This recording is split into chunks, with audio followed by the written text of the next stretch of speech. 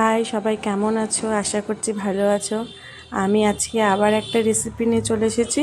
আজকের রেসিপিটা কিন্তু আমার ফুলফিল নিরামিষ। চলো তাহলে দেখা যাক। আমি এখানে ফ্রাইড রাইস বানাবো জন্য এখানে আমি বাসমতি চাল নিয়ে নিয়েছি 1/2 কেজি। এবার আমি এই বাসমতি চালটাকে ভিজিয়ে রেখে দেব 2 থেকে 3 ঘন্টা।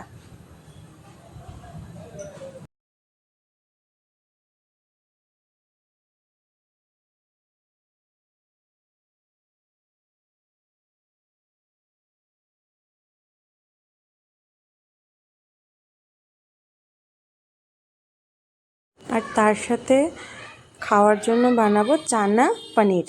এখানে আমি চানাটা ভিজিয়ে রেখেছি, এখানে আলু দিয়ে দিলাম। কিন্তু চানাটার আলুটা সেদ্ধ করতে বসিয়ে দিয়েছি। দেখো আমার চালটাও কিন্তু 2 থেকে 3 ঘন্টা আমি রেখেছিলাম, তারপরে সাদা ফটফটা হয়ে গেছে। এবার ভালো করে ধুয়ে আমি ভাতটা বসিয়ে দেব। গরম জল বসিয়ে দিয়েছি, এর মধ্যে আমি দিয়ে দেব গরম মশলা, তেজপাতা, অল্প নুন আর সাদা তেল। সাদা তেলটা দিলে কি হয়, ভাতটা ঝরঝরে হয়, আঁঠো আঁঠো হয়ে যাবে না।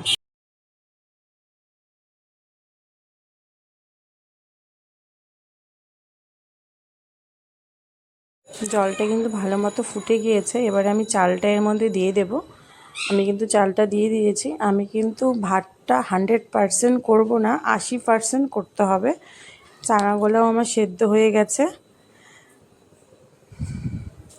আমার ভাতও কিন্তু হয়ে গেছে। আমি ভাতটা এবার নামিয়ে নেব।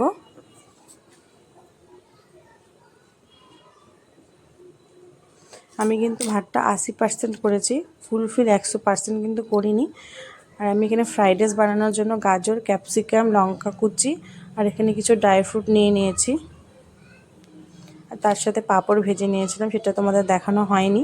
আমি কিন্তু পাঁপড় ভাজার তেলের মধ্যে চানা পনিরটা বানিয়ে নিব, তেলটা ফেলে দেবো না। এখানে আমি জিরা আর তেজপাতা সম্বারা দিয়ে দিলাম, তার সাথে গোটা গরম মশলা।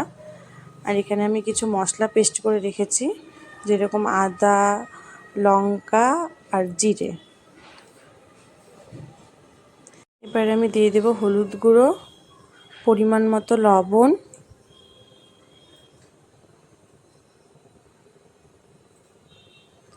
আর আমি যেহেতু মশলা পেস্ট করার সময় একটু লঙ্কার গুঁড়ো দিয়ে দিয়েছিলাম, তাই এখন আর লঙ্কার গুঁড়োটা ব্যবহার করছি না। আর একটা টমেটো পেস্ট দিয়েছিলাম। এবার দেখো আমি ছোলাগুলো দিয়ে দিয়েছি এর মধ্যে। এবার একটু নেড়ে নেব ভালো করে।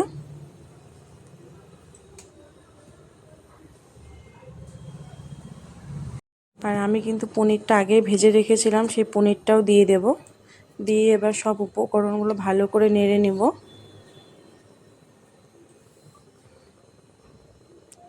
আর ছোলাগুলো তো সেদ্ধ হওয়ার কোনো ব্যাপার নেই, আমি ছোলাগুলো আগেই সেদ্ধ করে রেখেছিলাম। এবার নেড়ে দেখো আমার কষানো হয়ে গেছে। এবার আমি জল দিয়ে দিব। জলটা কিন্তু বেশি ব্যবহার করব না, যেহেতু আমি চানা পনিরটা ফ্রাইড রাইস দিয়ে খাবো, ওর জন্য বেশি ঝোল করব না, একটু মাখা মাখা রাখবো। এবার আমি 10 মিনিটের জন্য ঢেকে দেব। দেখো আমি ঢাকনা খুলে দিয়েছি, আমার কিন্তু ঝোলটাও ফুটে গেছে। এবার আবারও একটু ভালো করে নেড়ে নেব।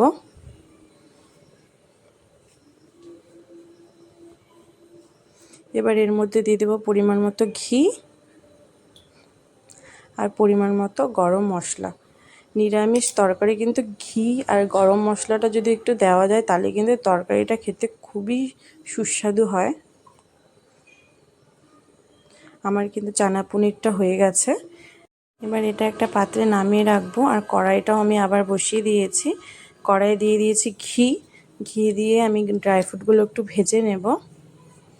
আমার কিন্তু ড্রাই ফ্রুটগুলো ভাজা হয়ে গেছে। তারপরে আমি দিয়ে দিয়েছি একটু সাদা তেল।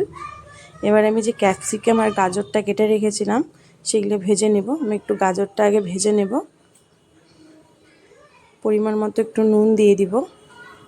গাজরটা কিন্তু আমার ভাজা হয়ে গেছে। এবার আমি এর মধ্যে দিয়ে দেবো ক্যাপসিকামগুলো।